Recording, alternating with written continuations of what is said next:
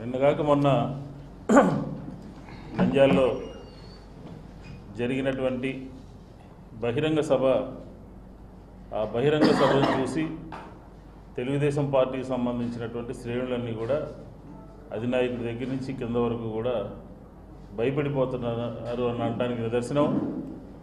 నిన్న ఈరోజు రోడ్డు మీదకి వచ్చి చోటా మోటా నాయకులందరూ కూడా జగన్ గారిని వ్యక్తిగతంగా మాట్లాడినటువంటి తీరు చూస్తూ ఉంటే ఆ పార్టీకి సంబంధించి పడుతున్నటువంటి ఆందోళన భయానికి నిదర్శనం అని చెప్పని మేము ఈ సందర్భంగా మాట్లాడుతూ ఉన్నాం. ఈ 2 రోజుల నుంచి మంత్రులు కానీ శాసనసభ్యులు కానీ చోటా మోటా నాయకులు కానీ మాట్లాడినటువంటి మాటలన్నింటినీ కూడా మేము తీవ్రంగా ఖండిస్తూ ఉన్నాం.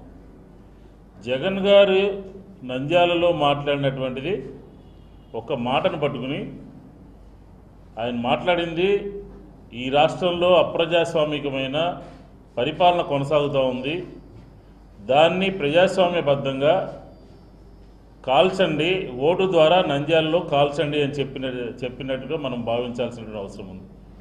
అంతే తప్ప ఏదో ఆయన కాల్చామన్నారు, ఈయన కాల్చామన్నారు, ఇది ఒక ఉన్మాదికి ఒక సీనియర్కి జరుగుతున్నటువంటి పోరాటం, ఇదే ప్రచారం చేసేయండి అని చెప్పిన ఆ మాటను పట్టుకుని ఎన్నికల్లో గెలవాలని చెప్పిన ప్రయత్నం తెలుగుదేశం పార్టీ చేస్తూ ఉంది. ఇది దివాళాకోరు రాజకీయాలకి నిదర్శనం.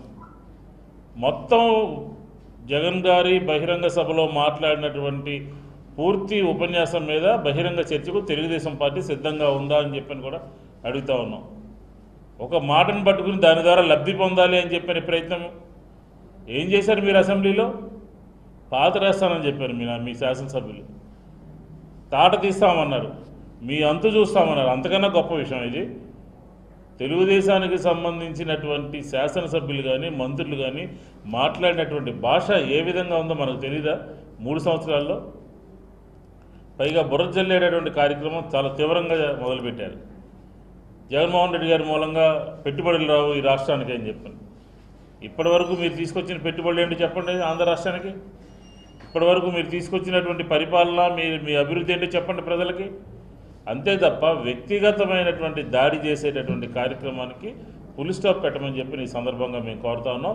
ఖచ్చితంగా నంద్యాలలో వైఎస్ఆర్సీపీ గెలుపు ఖాయమని తెలిసిన తర్వాత, వైఎస్ఆర్సీపీ గెలుపు ఖాయమని అక్కడ ఉన్నటువంటి వాళ్ళందరికీ కూడా ఒక బెంబేలు పెట్టుకుని అధికార దుర్వినియోగానికి నంద్యాలలో తెలుగుదేశం పార్టీ పాల్పడుతూ ఉంది.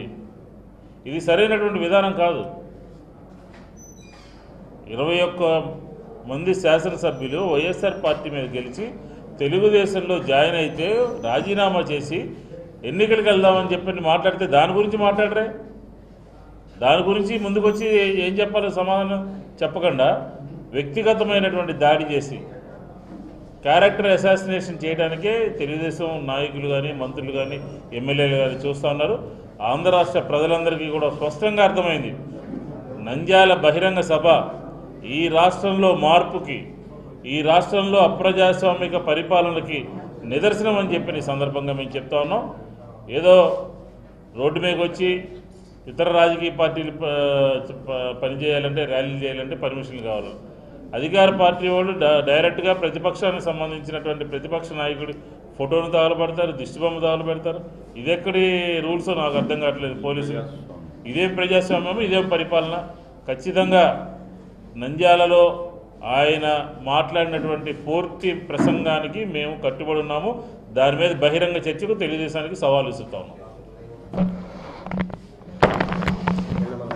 కేసు పెట్టారు కదా, కేసు పెట్టారు.